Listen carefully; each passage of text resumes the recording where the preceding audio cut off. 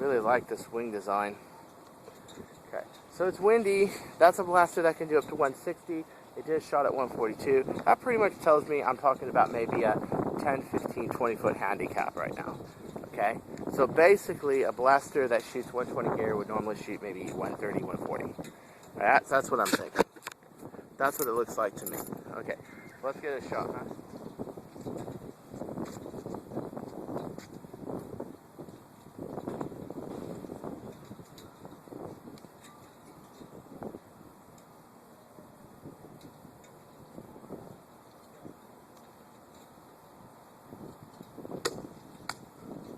There we go.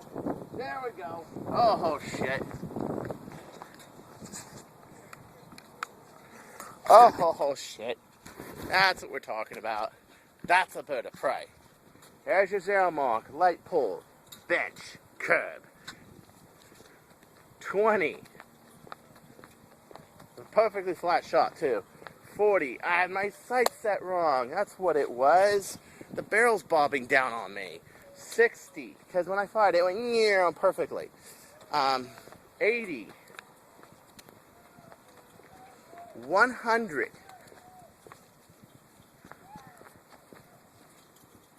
wait, 1, 2, 3, 4, yeah, 100, 120, look where we're at now, we're not near the dart, we're not anywhere close, we're 50 feet away from the dart, 120, 140, and we're still not near the dart, 160. Past 160. There's the dart. Holy schmackle. Okay, I think I see another issue here. I do see another issue. Why I may not be shooting so consistently. A lot of lube back there. Do you guys see it? Yeah.